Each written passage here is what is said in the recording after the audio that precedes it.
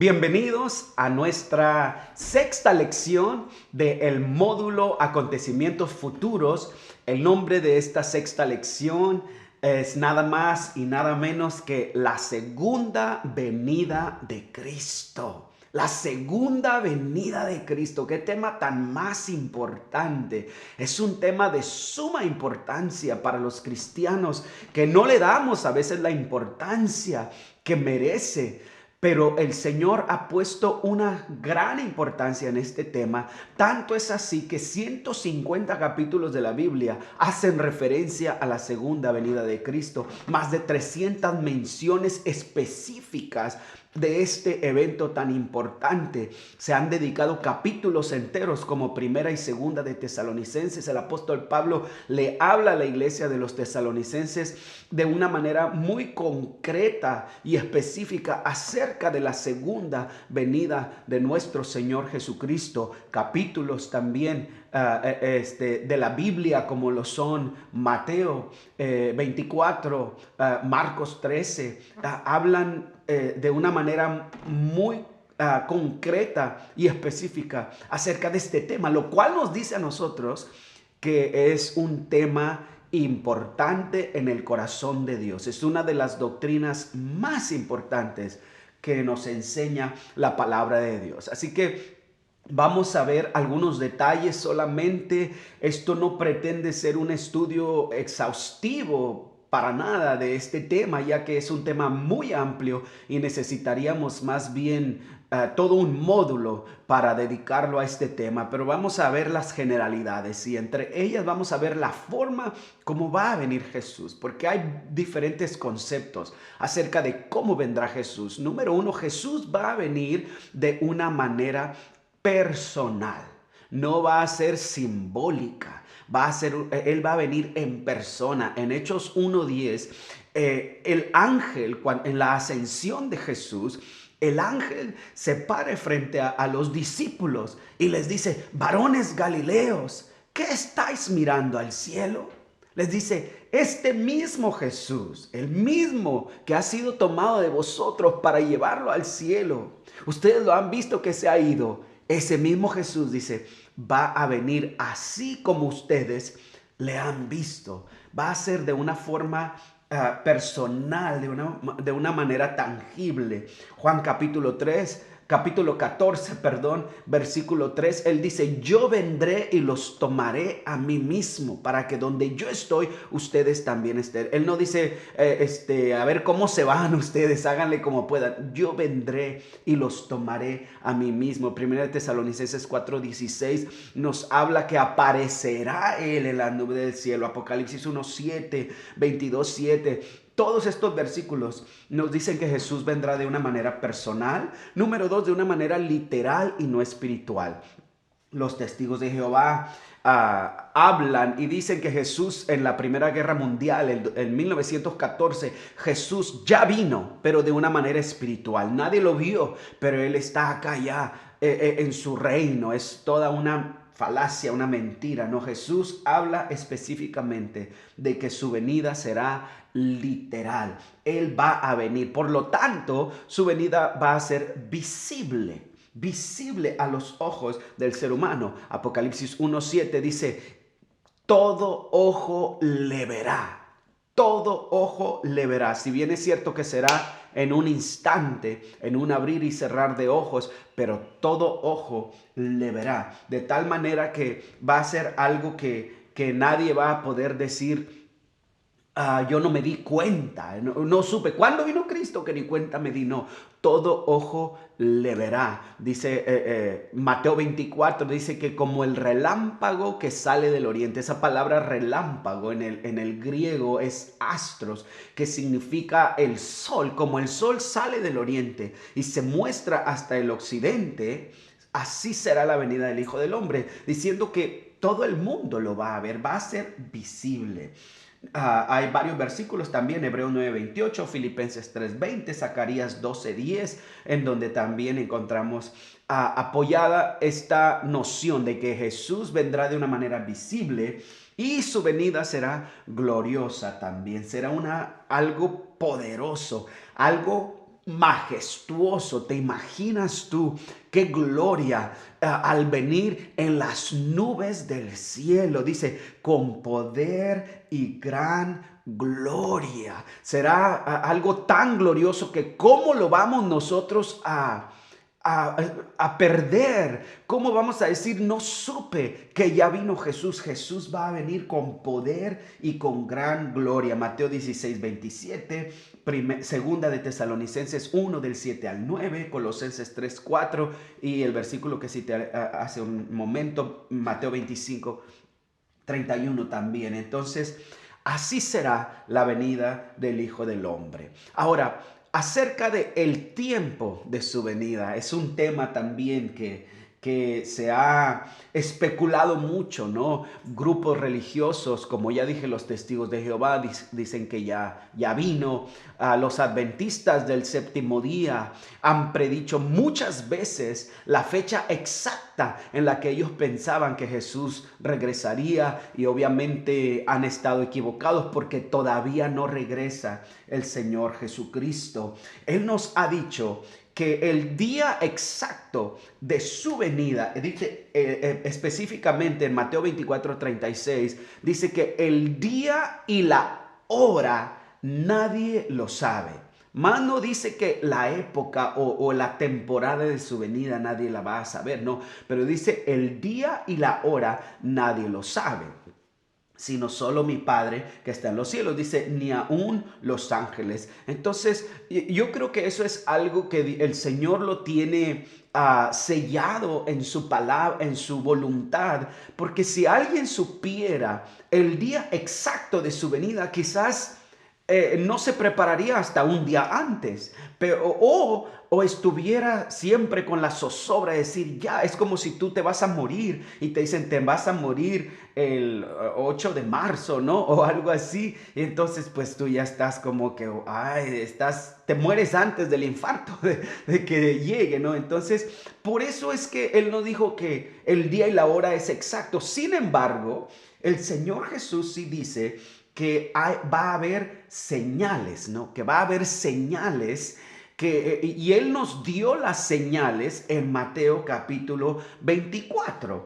Y Mateo 24:3 específicamente cuando, bueno, desde el versículo primero, cuando Jesús estaba en el templo, salía del templo con los discípulos, y dice la palabra de Dios que los discípulos le mostraron los edificios del templo y dijeron, wow, mira Jesús, qué majestuoso es nuestro templo. Y Jesús se vuelve a ellos y les dice, sí, es muy hermoso, pero yo les digo que viene el día en que no quedará aquí, o sea, en el templo, piedra sobre piedra que no sea derribada.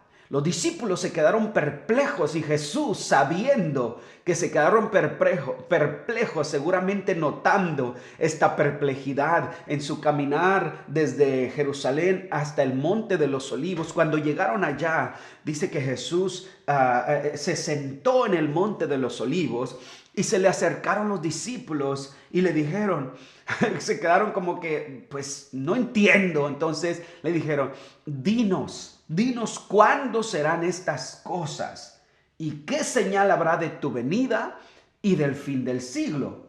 Allí no es una sola cosa, son tres cosas, son tres preguntas, aprovechando que estaban hablando de escatología, ¿no? De lo que acontecería en los últimos tiempos. ¿Cuándo serán estas cosas? ¿Cuáles cosas?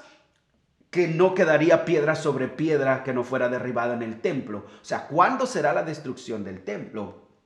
¿Y qué señal habrá de tu venida? O sea, ¿cómo sabremos? Ellos estaban pidiendo señal.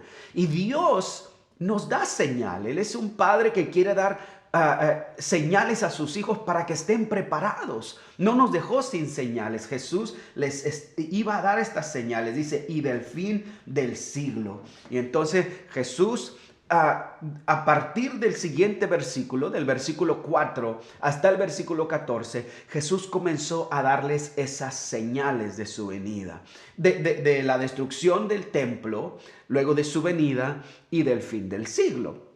La destrucción del templo sucedió en el año 70 después de Cristo, o sea, esa parte de la profecía que Jesús habló, que no quedaría piedra sobre piedra que no fuera derribada, ya se cumplió. En el año 70, un general llamado Tito, un general romano, vino a suprimir o a reprimir una rebelión en Jerusalén, y él destruyó el templo, destruyó la ciudad, destruyó los muros, y los israelitas o los judíos fueron esparcidos desde entonces por todo el mundo. Entonces, esta parte de la profecía ya se cumplió, ya ha sido cumplida, pero después habla de las señales de su venida. Y cuando él habla acerca de las señales de su venida, comienza a hablar de varios acontecimientos muy importantes que tenemos que notar. Dijo que habría guerras, rumores de guerras, habría hambres, había pestes. La palabra pestes es una traducción de epidemias generalizadas, o lo que llamamos nosotros una pandemia, ¿no? Y creo que estamos bien ahora familiarizados con lo que es una pandemia, acabando de pasar el COVID-19 en el 2020.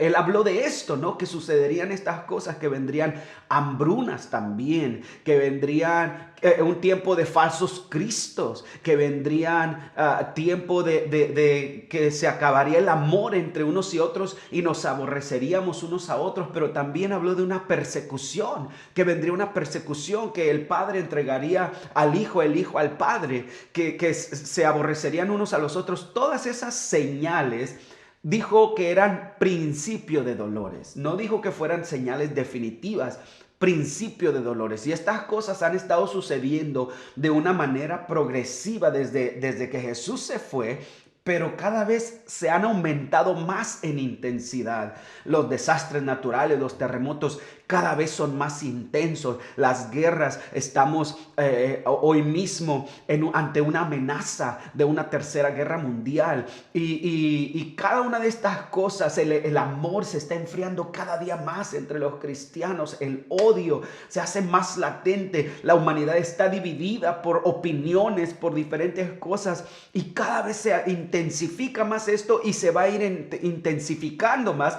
Pero estos son solamente principio de dolores, principio de dolores. O sea, no es todo, ¿no? Entonces, estas señales nos llevan a un clímax, o nos llevarán a un momento cuando dice la palabra, el Señor Jesucristo dijo a partir del versículo 15, dice que cuando veáis la abominación desoladora de la que habló el profeta Daniel. Y allí es una señal muy importante. ¿Qué es la abominación desoladora? Bueno, es lo que en otras porciones de la Biblia se le llama el anticristo, ¿no? Ahora, el anticristo, 1 de Juan 4:3, según 2:18 y 2:22, nos habla que ya está en el mundo. O sea, el espíritu del anticristo ha estado en el mundo desde siempre, pero hay un anticristo final que está por venir, según segunda de Tesalonicenses 2:3, en los últimos días.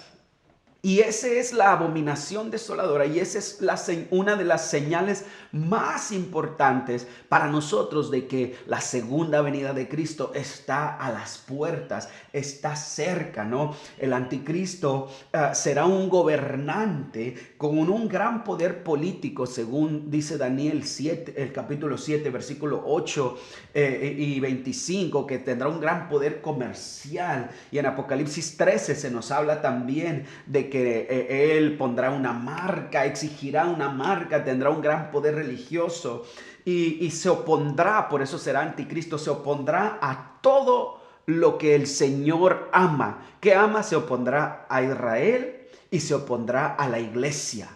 Y vendrá con furia, se desatará una gran furia en contra del pueblo de Dios. Este anticristo ya está en surgimiento desde siempre, pero cada vez más ha ido ganando, ha sido progresivo, como digo, intensificando más, ha ido ganando terreno. Este anticristo endiosará al Estado, el poder del Estado. Y qué interesante que el primer hombre que registra la Biblia que quiso hacer un Estado supremo más grande que Dios es Nabucodonosor. Nabucodonosor vio el imperio babilónico y su grandeza como gobernante y él exigió adoración. Se hizo una imagen para que la adoraran en representación del Estado, ¿no? Y de allí ha habido los emperadores romanos, de allí han venido muchos otros gobernantes, hasta aún en la era moderna nosotros tenemos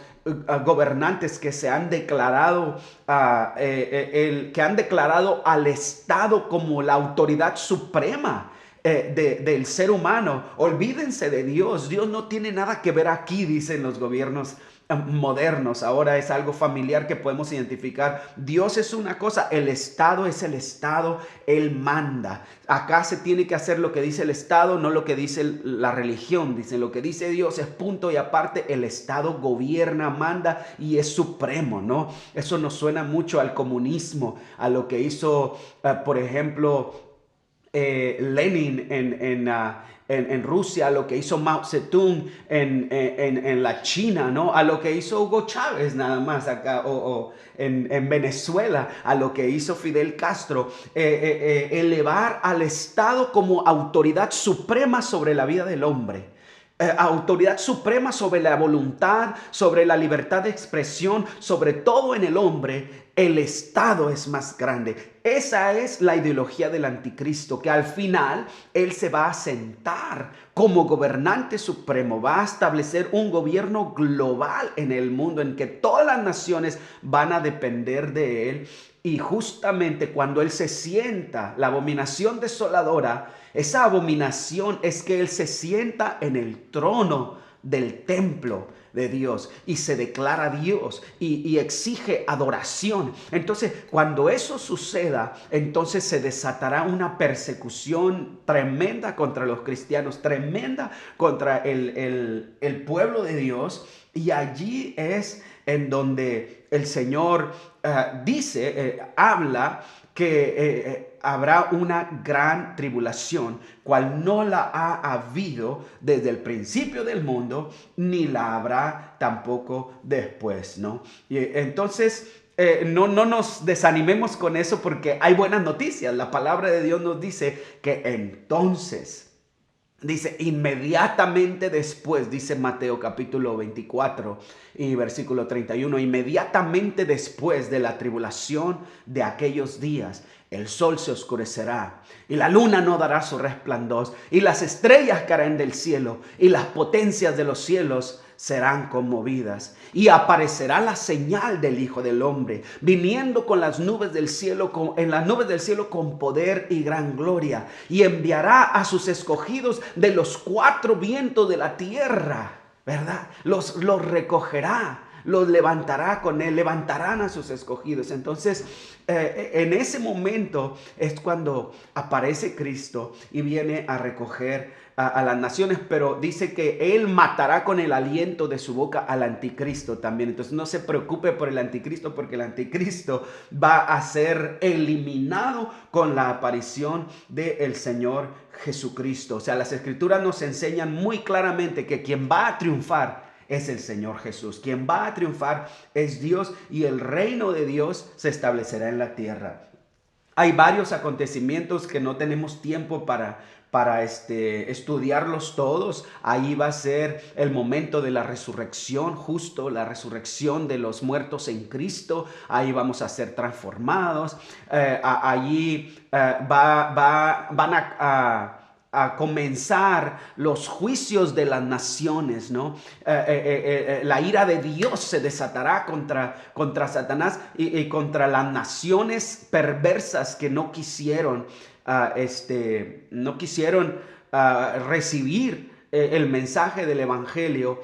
Y eventualmente la palabra de Dios nos habla también que viviremos un reino milenial, el reino de 1000 años de paz, donde Satanás será atado, encadenado, y será atado por 1000 años.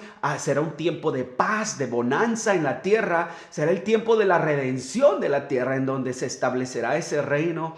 Y finalmente Satanás será suelto de su prisión por un poco de tiempo, saldrá a engañar a las naciones que estarán en la tierra todavía en cuerpos físicos naturales. Ya no nos engañará a nosotros, porque nosotros tendremos cuerpos glorificados, nosotros tendremos una naturaleza superior ya, pero engañará a aquellos seres humanos que físicamente todavía vivirán. Durante el milenio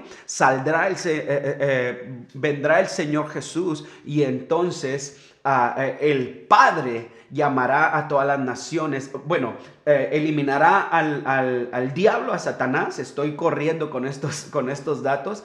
Y entonces vendrá el juicio final. El juicio final, el juicio del gran trono blanco, que se le llama también, en donde el Padre juzgará a las naciones. Justo allí sucede la segunda resurrección.